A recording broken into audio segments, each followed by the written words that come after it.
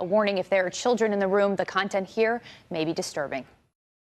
This morning, chilling images and 911 calls from the Parkland massacre, painting a timeline of terror. Doors unlocked, the gates open, allowing Cruz to get inside undetected. 19-year-old Nikolas Cruz seen here loading an AR-15 in the hallway of Stoneman Douglas High School. Moments later, Cruz killing 17 students and staff. Nikolas, I think we spell his name Nikolas, Cruz, was the killer. Nikolas Cruz on February 14th, on Valentine's Day, went to the Marjory Stoneman Douglas High School in Parkland, Florida, armed with an assault rifle and with ammunition. Over the next several minutes, he murdered 17 students and faculty members and wounded over a dozen more. Well, let me give you some new information. The gunman was wearing a gas mask and had smoke grenades. He then went and activated the alarm system. The killer never was in possession of a gas mask or any type of smoke grenades. We did recover a balaclava, which for those of you who might not know is just a face mask with eye slits. Every day we're learning something more and more about the killer. That we've had approximately 20 calls for service over the last few years regarding the killer. I'm sure it talked about the psyche of the killer, but my hypothesis would be it would be more the killer. We want to try and find out why this killer did what he did, and that at the end of the day, make no mistake about it, America, the only one to blame for this incident is the killer himself. He arrived on a campus, possibly through an Uber driver that dropped him off. He arrived around the time of dismissal, entered the building, began to fire into the building. Smoke from the firearm also set off the fire alarm. He proceeded through the 2 floors of the building and also at the end discarded his firearm and gear that he had on and exited the building along with students who were evacuating. I had him freshman year. You had him freshman year? I had year? him in JROTC, my JROTC program. He was in the other classroom, and I also had him in my marksmanship team, what we used to use as the cover. Yeah. I didn't really know him. I just knew that he would come into the class, he wouldn't say anything to anybody, just do what he was told, and then leave. At first, it sounded like firecrackers because we had been planning for an event to happen, something like a staged area where we're going to do an active shooter scenario. So the first 7 gunshots that I originally had heard just sounded like firecrackers because they were so far away and it echoed through a hallway. But as more shots came in, I realized that it wasn't firecrackers, it was actually an armed shooter, and this wasn't a drill. She's a retired police officer for Coral Springs. Her name is Jill Shelton. I call her my aunt. We're very close. She was on the phone with one of the people at the scene just giving me as much info. She was telling me to barricade as many people behind us, arm ourselves with whatever, so I grabbed a chair.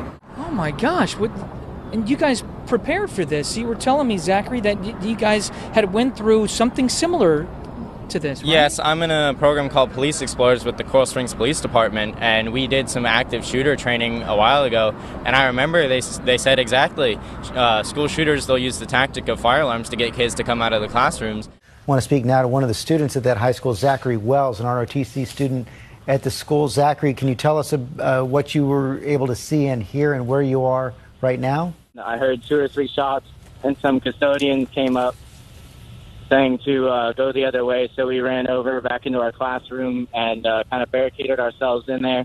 The police eventually came and got us, and now I'm out on the street just trying to get home safe. This is a bit of an exaggeration, but it seemed like every one of them knew this kid, this Nikolas Cruz. Absolutely. Did you know him? Yes. Briefly, obviously we weren't friends, but we existed within the same JROTC program. He was friends with some of my closest friends. And that's when I heard 2 shots fired in the hallway. The first 2 shots, like, everyone in the room froze, right? Everyone was under the impression it was a drill. That's what we said to each other. And the 3rd shot was fired, and that's when we knew that it wasn't a drill.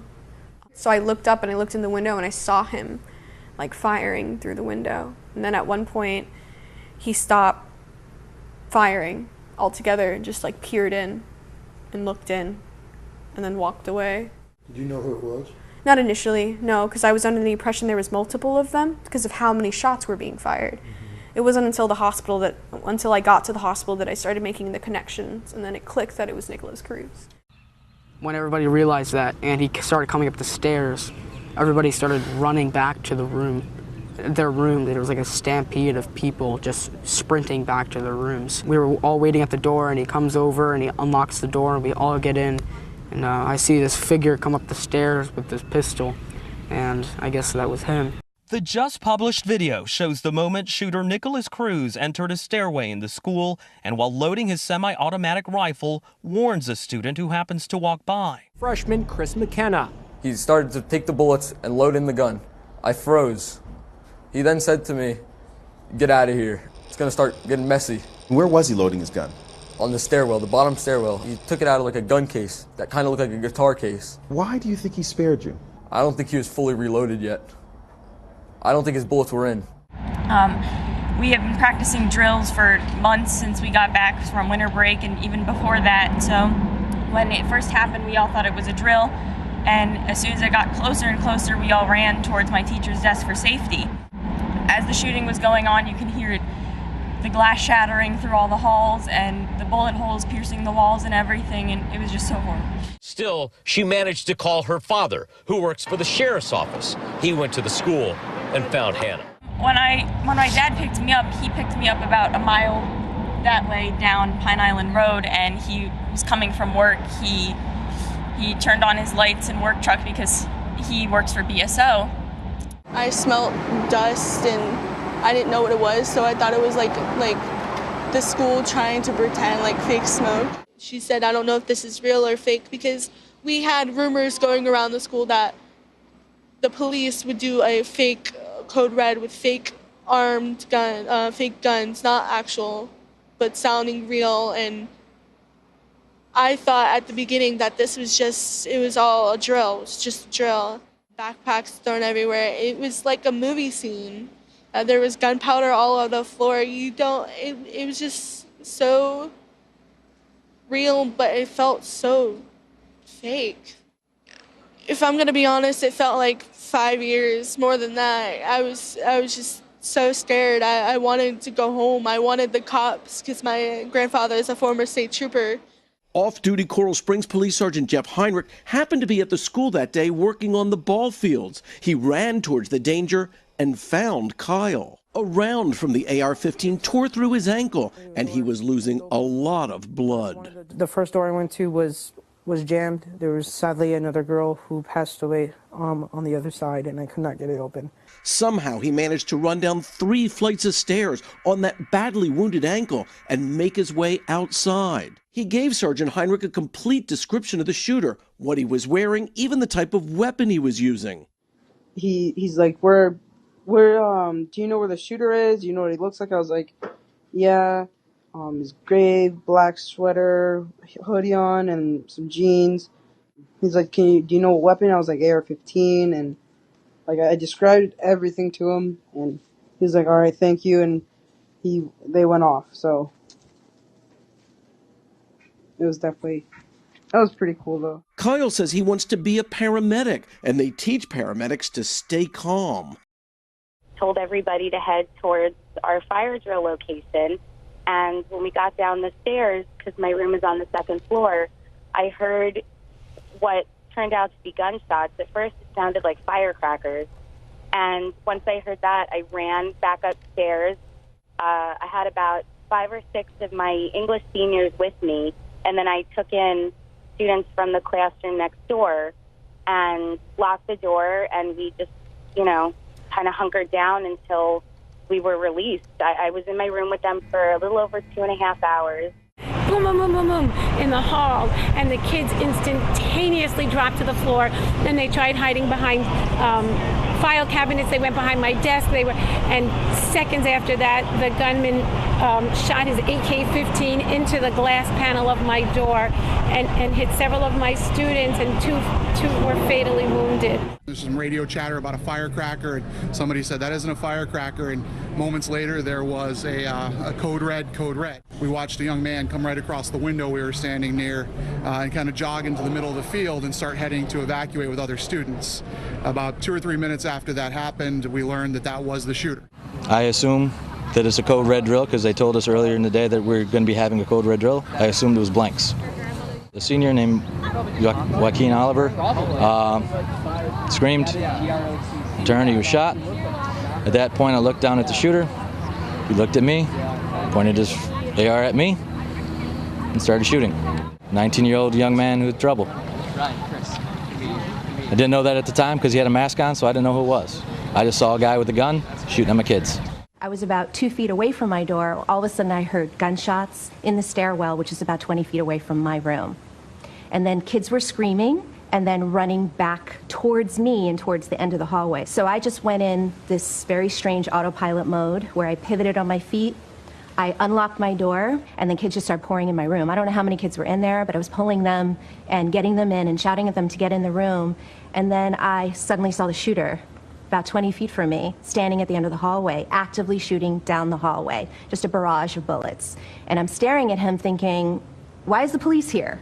This is strange, because he's in full metal garb, helmet, face mask, bulletproof armor, shooting this rifle that I've never seen before. I don't know when I decided it was the right time to close the door. I grabbed the handle with both hands, and that's when I got nicked, or grazed, or whatever you call it. So a bullet hit your arm? Yes. As I'm closing my door, I'm shouting at my next door neighbor, Mr. Scott Beagle, to close his door. But he couldn't see the shooter. I had a good visual of him, which is why I yelled at him to shut his door now. I heard him shoot a barrage of bullets into Mr. Beagle's room. And then he came to my room and shot about 4 or 5 shots into my room, breaking the glass of my door. There's a rectangular piece of glass. And I heard him continuously shooting down the hallway. And I never really knew when he left because we just thought he was still there. And then they taught us, they said that if there's like a fire drill, they want all the kids to run out.